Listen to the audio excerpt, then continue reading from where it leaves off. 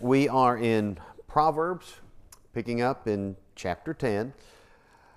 We will have one more class on the book of Proverbs, if I've counted it correctly, before we get to foundations, and then we have our summer series, and we will resume our study of Proverbs near the end of summer. So we have two more classes, and instead of trying to move through chapter 10 rapidly, we'll just take our time and endeavor to instill some of these ideas almost in an introductory phase, so that once we pick back up with Proverbs at the end of the summer, we can roll right ahead with chapter 10 and move forward.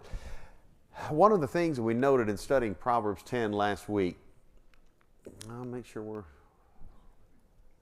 I don't think it uploaded for me the way it should have. Nope. All right. No, Caleb, it's okay. It's not going to be there. So one of the ideas that we've emphasized when we look at Proverbs 10 is this is about putting wisdom into practice. This is where the rubber meets the road. There are going to be three major ideas. We'll go ahead and pull each of the... Hey! Well, there it is. It wasn't there a minute ago. I'm going to have to go back and re-preach those sermons on miracles now. Now, key themes in Proverbs 10 verses 1 through 7. We've already noted Proverbs chapters 1 through 9 are essentially an introductory to the entirety of thought of Proverbs. Proverbs 10, 1 through 7 is sort of an introduction to this section that runs through chapter 24. But for now, 22 rather, but for now,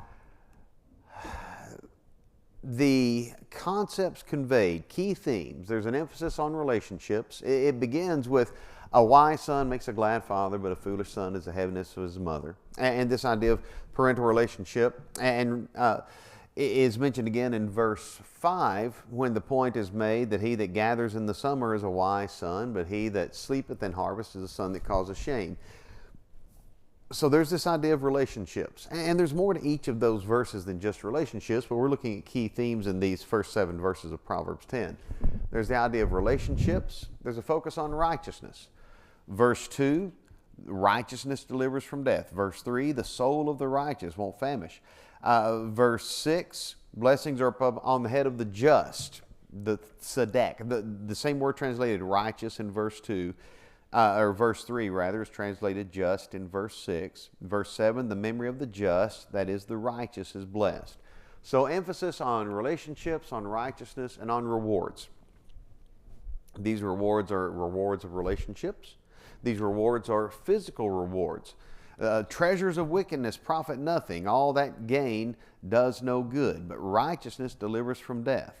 Verse 2, or you take a look at verse 4, he's going to become poor that deals with a slack hand, but the hand of the diligent maketh rich. There's an emphasis on the idea of reward or recompense. So we've given this series of verses the heading of righteousness gives rewards. In surveying these verses, we honed particularly on verse 1 last week.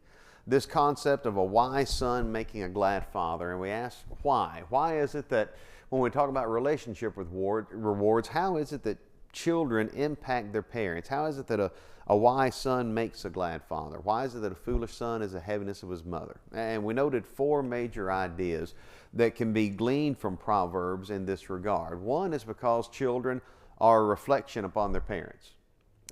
A foolish son brings his mother to shame, Proverbs 29:15. Now, sometimes children are an unfair reflection upon their parents because the parents have truly done their best and done a good job, and the children are just worthless. At the same time, sometimes there are children that are not a proper reflection on their parents because the parents have been of little worth, but the children have risen above the raisin, if you know what I mean. We often assume that the child is a direct reflection of the parent, but that's not always the case. Perhaps the best example of that, who was Adam's father? Was Adam a reflection of God's behavior when he stood there silently and let Eve eat of that fruit? The man was not deceived, but the woman being deceived was in the transgression, 1 Timothy chapter 2. If the child's mistakes are always a direct reflection of the parent. What does the sin of man say about God? That's something to keep in mind when we assume that every rotten scoundrel you know is that way because it's mom and dad's fault. So children aren't always a reflection of the parent, but frequently they are. There is a lot of truth in the idea that children can be a reflection of the parents, and not just in terms of the genetics that cause my sons to be short and have very little hair. We're talking about in terms of behavior as well, because behaviors are frequently adopted. Reflection. The negative actions of a child reflect negatively on the parents, whether that's always fair or not. And then there's the idea of ruin. A foolish son is a calamity of his father. Proverbs 29:3, Proverbs 19:13. He that wastes his father's substance, similar idea. Here's one that brings ruin to the parents. They've worked hard over the course of years to preserve capital, to build means, not out of any kind of greed or materialism, but simply out of wise stewardship and prudence, and yet here's a foolish child that blows it all. A foolish son can bring his parents heaviness because he's a negative reflection, because he brings ruin, and there is a sense in which it's just a matter of the relationship in and of itself. Proverbs 15:20, again, we noted this last week.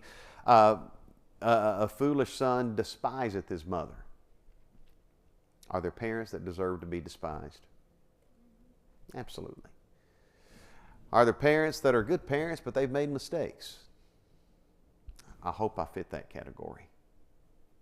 I think that's about the best I'm going to be able to do.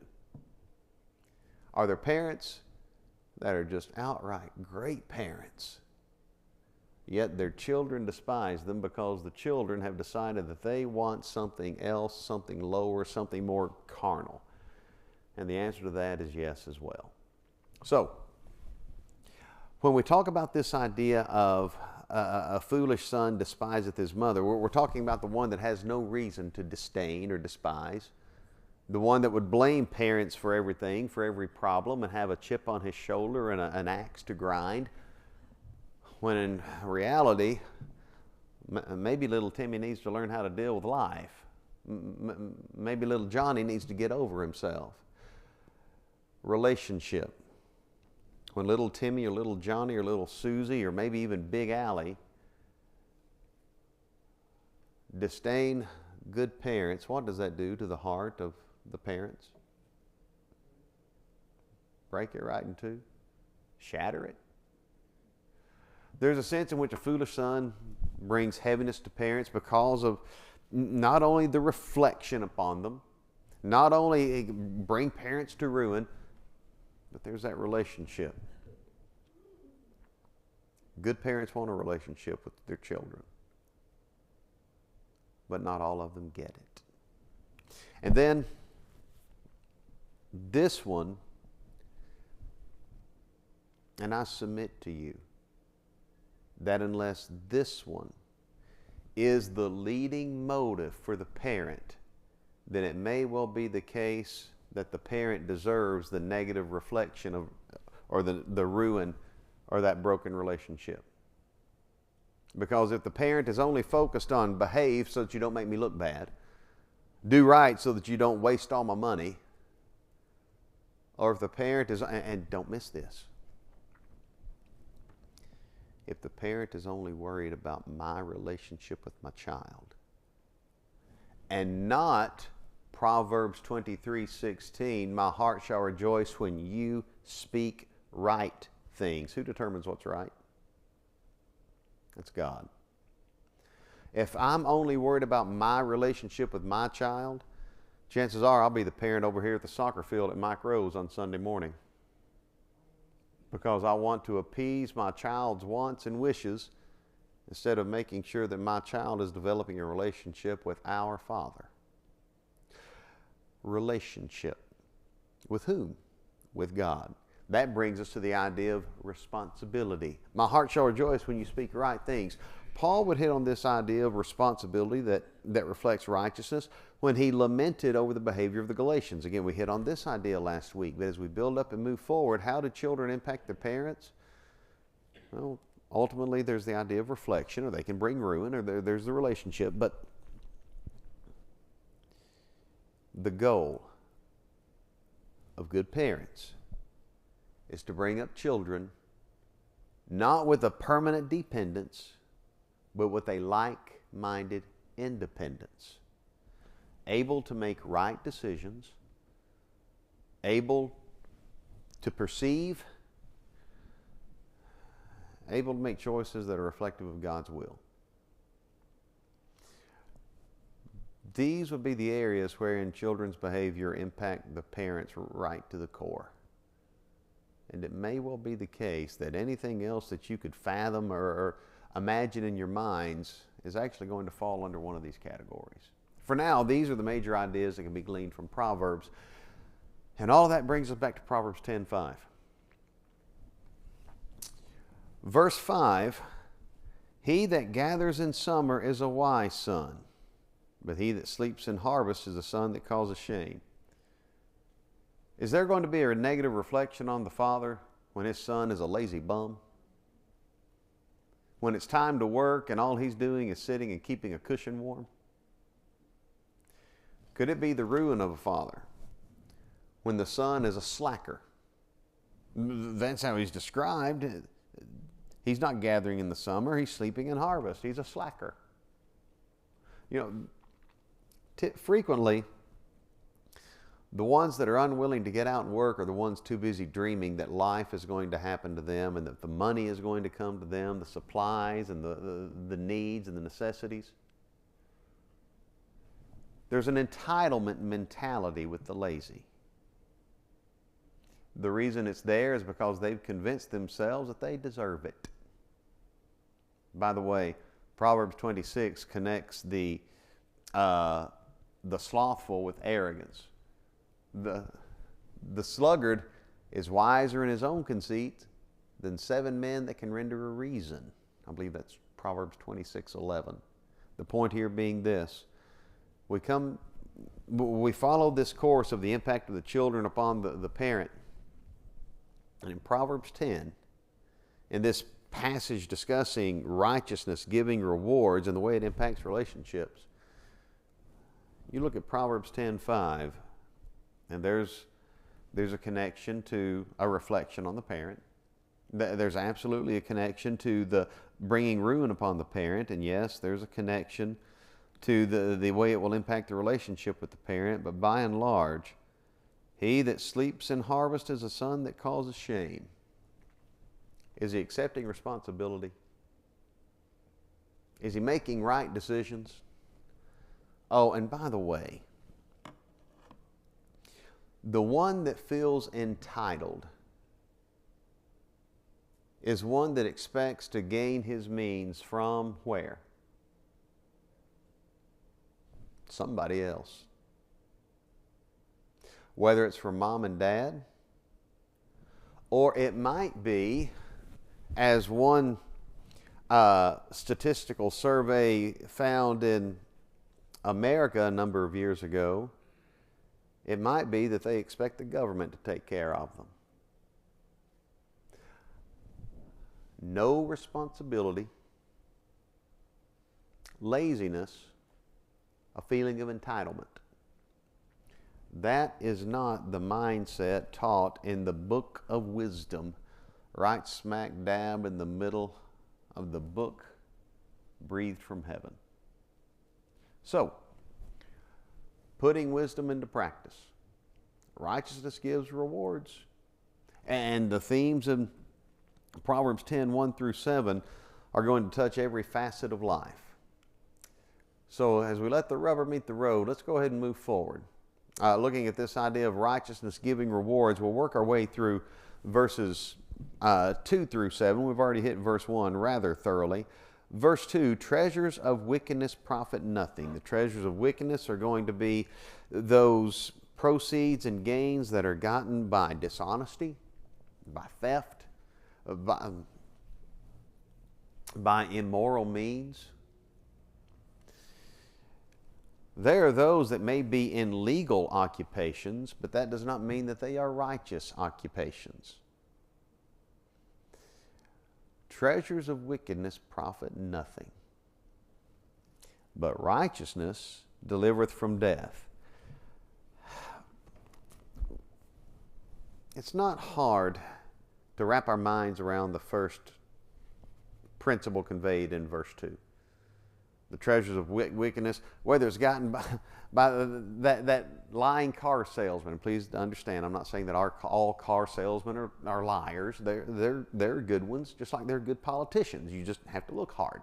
But when we're talking about the one who's obtaining his means through dishonesty, it's not hard to think about how those means don't go far. They turn to ash. But think about the latter part of the verse. Righteousness delivereth from death. Well, the first part's talking about treasures of wickedness, but righteousness? Well, treasures of wickedness. Wait a minute. Would that be gains brought about through righteousness? How far does the contrast go? Two thoughts here. Number one, yes, those gains that are brought about by righteous means are going to be an aid and a boon in time of difficulty. But there's another thought that needs to be considered here. From Proverbs 10:2, flip over to Proverbs 21 and note verses 25 and 26. Proverbs 21, verses 25 and 26. Who wants to read those two verses for us?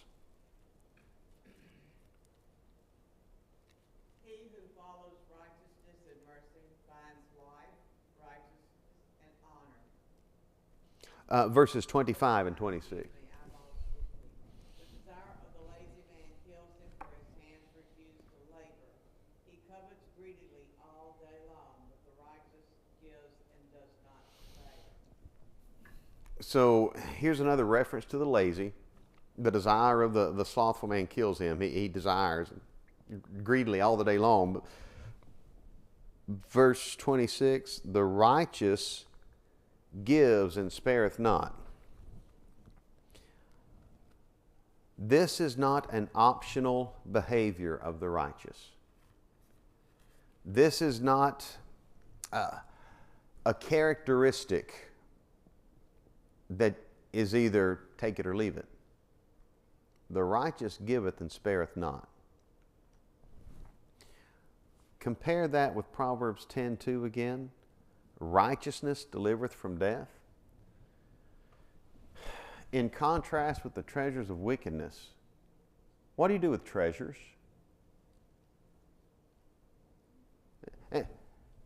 Anyone ever remember, there was a television show, it was a cartoon years ago called DuckTales. Remember Huey, Dewey, and Louie, Donald's nephews? Well, they moved in with Donald's uncle, Scrooge McDuck. Scrooge McDuck had this large structure on his property. It was called the money bin. And he would go and swim in all of his money. He kind of had a greed problem. But that's what you do with treasure. You put it in your money bin, whether your money bin is the bank or whether it's your stocks or whether it's your properties. Not that there's anything wrong with having money in the bank or money in stocks or money in properties. But when we talk about treasures, we hoard, we accumulate. This is antithetical parallelism. Treasures of wickedness profit nothing but righteousness. We're talking about righteous behavior. Not only righteous gain, but righteous giving. Righteous generosity. We might call it charitable giving. By the way, this attribute is an attribute of God. Look at Psalm 112, verse 9.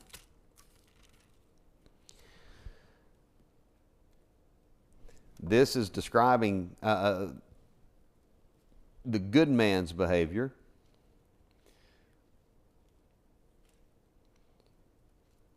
and how it's a reflection of the Lord. Verse 9, He hath dispersed, He hath given to the poor. His righteousness endureth forever. His horn shall be exalted with honor. His righteousness endureth forever. Connected with the words, He hath dispersed, He hath given to the poor. So when we bring that back to Proverbs 10:2, and we read, righteousness delivereth from death. We're not talking about self-righteous and the person that claims to be so impeccable morally. We're not even talking about genuine moral righteousness in terms of abstaining from the thou shalt nots. We're talking about all-around righteous behavior that includes the generosity that does what it can to care for those who are in need of a little help.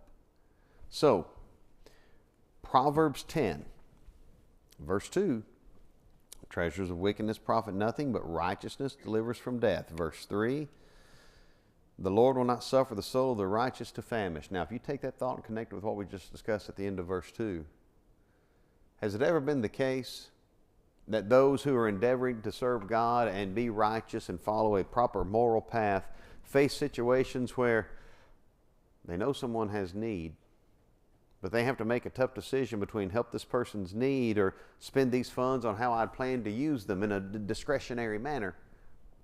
It's not always an easy option, is it? There's a reminder given in verse 3. God's not going to let you go without. The Lord will not suffer the soul of the righteous to famish. The soul of the righteous pertaining to the life of the righteous, the nephesh, and all of those urges and impulses and needs that would sustain the soul. The Lord will not cause the soul of the righteous to famish. He's not going to make you do without. Now we could connect that with Malachi 3 when God said He would open the windows of heaven. Test me, He would say. It's been said you cannot outgive God. If we put Proverbs 10, 2, and 3 together, that principle is conveyed right there. So, the Lord will not suffer the soul of the righteous to famish, but He casteth away the substance of the wicked. Once again, here's ill-gotten gain. And the word translated substance is actually, might be better translated desire or craving.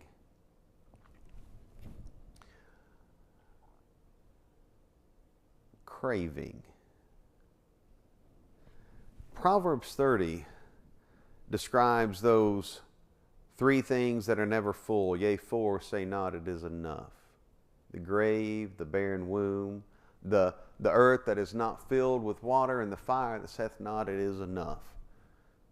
There are some things that are never satisfied. They're never content. You light a fire, and that fire is going to burn until it dies. Proverbs 27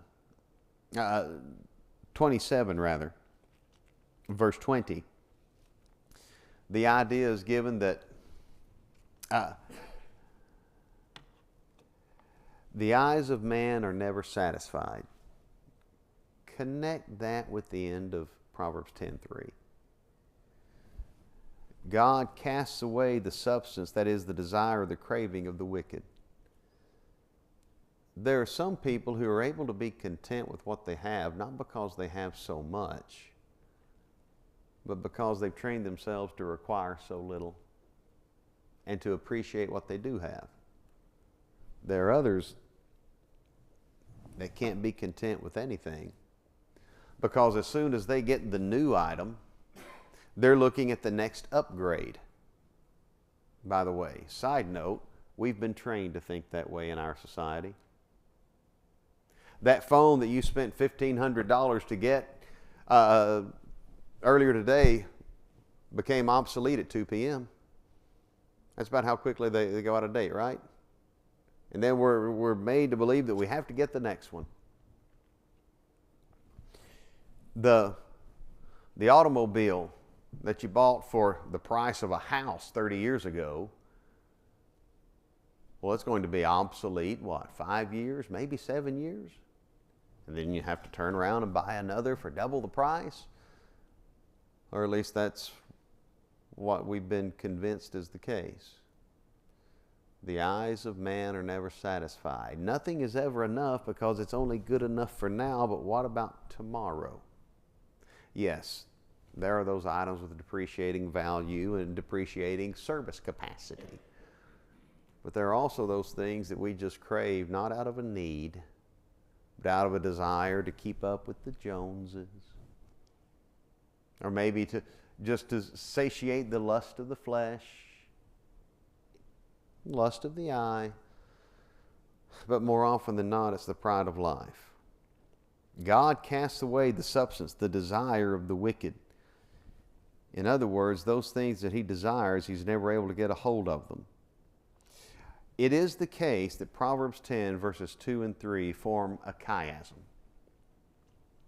Thought 1 presented in the first part of verse 2. Thought 2 presented at the end of that verse. Thought 2 repeated in a different way in verse 3. And then thought 1 repeated at the close of verse 3. You've got the treasures of wickedness that do no good, cast away. You've got the God caring for the righteous, and then God caring for the righteous, and the treasures of the wicked again, or the substance of the wicked. Yes, this is a Hebrew poetic structure, but the point here is simply this. As this section of Proverbs begins, there is a strong emphasis on the mindset by which we obtain our means. That might be relevant today. Verse 4. He becometh poor that dealeth with the slack hand, but the hand of the diligent maketh rich. Here again is the slacker, the one that's lazy. We're talking about a strong emphasis on righteousness. Righteousness, verse 2. Righteousness, verse 3. Then verses 6 and 7. Could it be said that laziness is the opposite of righteousness? Or at least fits under the umbrella of that which is opposed to righteousness? He becometh poor that dealeth with a slack hand, but the hand of the diligent maketh rich. We can understand this generally. A lazy person is not going to make money. Lazy person is not going to make wise decisions. But the hand of the diligent maketh rich.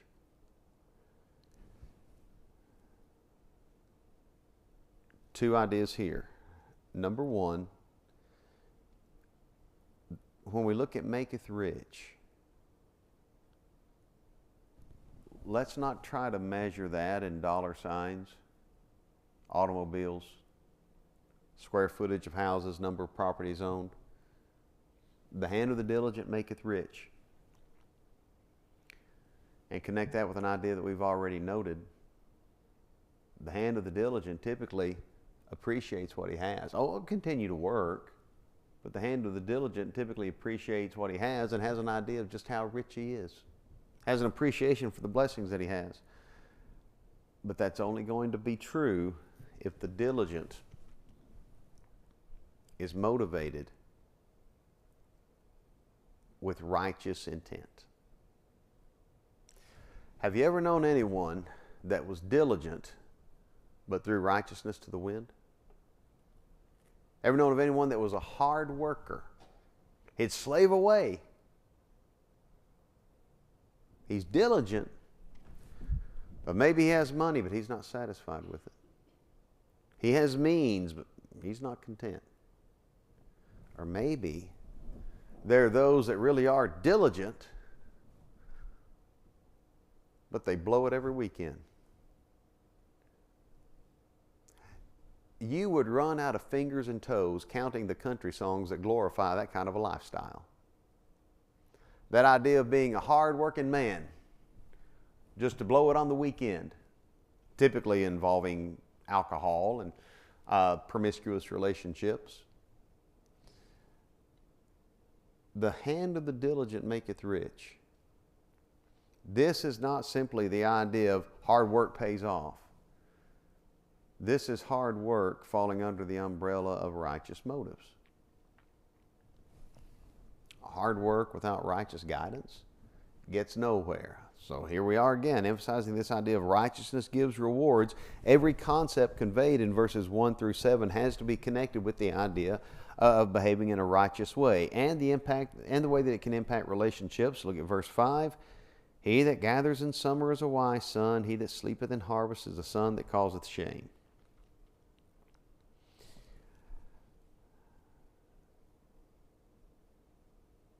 The book of Proverbs will repeatedly speak negatively about those who have a sleep addiction. Yet a little sleep, a little slumber, a little folding of the hands to sleep. So shall thy poverty come as one that perisheth, and thy want as an armed man. Yes, there are those that suffer from actual narcolepsy, and we are not speaking ill of them at all. Then there are those that suffer from, we've already called it previously, narcissistic narcolepsy. They're lazy because they're arrogant, and because of that, they just don't work. They expect others to take care of them. That's the son that causes shame. We'll go ahead and move forward. Verse 6, blessings are upon the head of the just, but violence covereth the mouth of the wicked. Now it transitions from mere laziness to the idea of violence covering the mouth of the wicked. The English Standard has the mouth of the wicked conceals violence. Maybe that's the case as far as the better translation, but maybe not. It could be that the idea being conveyed here is that blessings are upon the head of the just.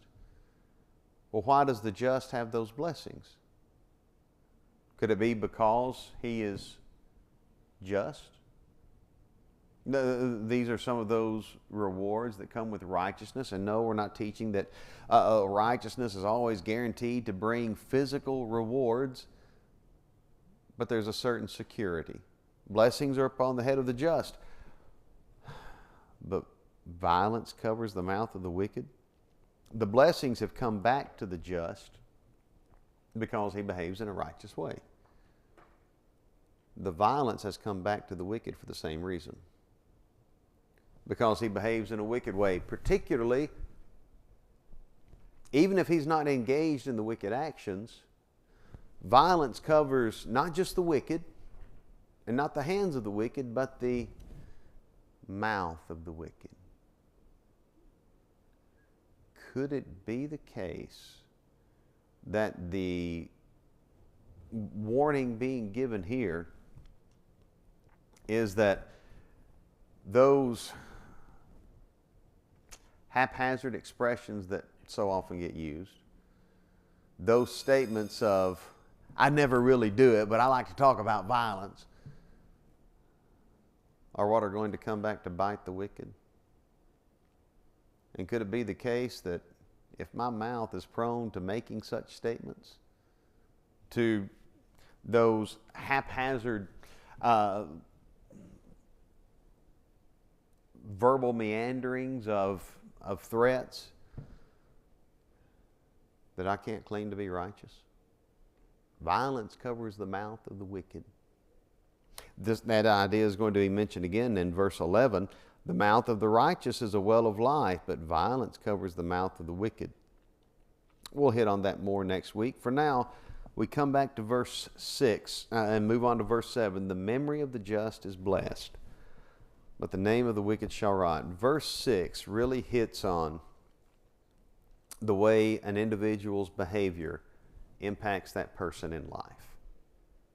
Verse 7, the way an individual's behavior impacts that person after this life is over. Even in terms of his name and reputation, the memory of the just is blessed, but the name of the wicked shall rot. We described it this way in giving an overview of these verses last week. Isn't it frightening to think of those times when a person passes and even the people closest to that individual are relieved, Relieved not because, hey, he's not suffering anymore, he's not hurting anymore, but relieved because that foul-mouthed, hard-headed, arrogant, stubborn troublemaker doesn't have to be a burden in our lives anymore. And yes, there are families that have known that very sentiment because of the way people behaved. So, Proverbs 10, 1 through 7. The memory of the just is blessed, but the name of the wicked shall rot. We could connect that with the good name is rather to be chosen than great riches, and loving favor rather than silver and gold.